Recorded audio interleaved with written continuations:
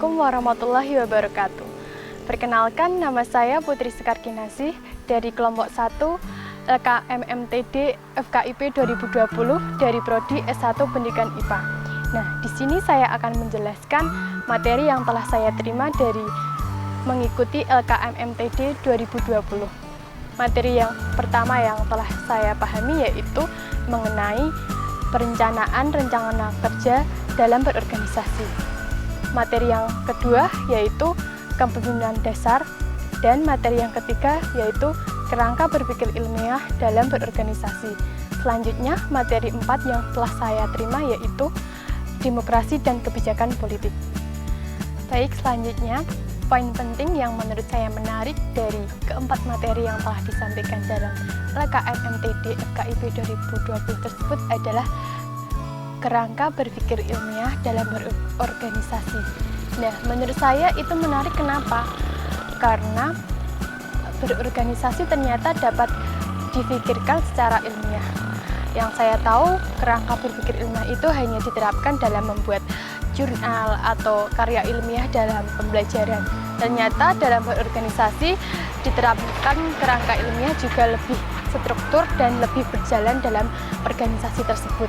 Nah, misalnya dengan menerapkan kerangka ilmiah tersebut, kita tetapkan terlebih dahulu tujuannya, rumusan masalahnya, hipotesisnya, dan nanti kita akan memecahkan masalah tersebut dengan struktur dan secara ilmiah. Jadi nanti tidak ada kesenjangan dalam berorganisasi. Misalnya, ketika ada permasalahan dalam berorganisasi, nanti kita akan mengevaluasinya dan kita akan menyelesaikannya dengan kerangka berpikir ilmiah tersebut.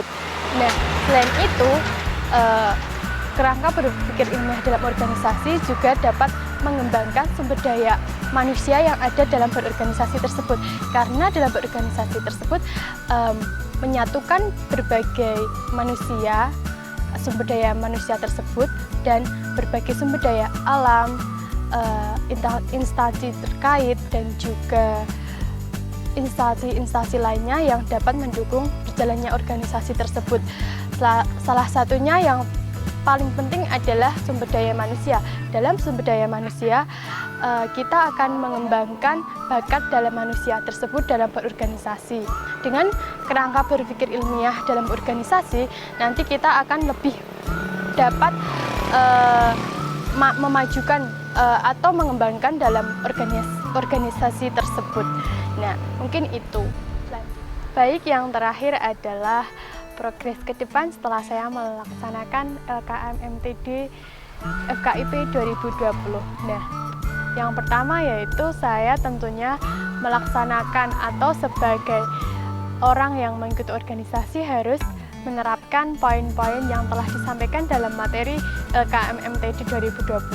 Misalnya, kita walaupun sebagai anggota atau sebagai apa, kita harus tetap menjadi jiwa yang berkepemimpinan dan kita harus bertanggung jawab dalam berorganisasi. Bagaimanapun posisi kita tetap harus menjalankan organisasi itu dengan penuh tanggung jawab.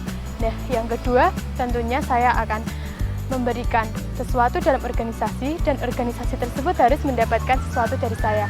Sesuatu itu mestinya sesuatu positif yang dapat bermanfaat dalam berorganisasi.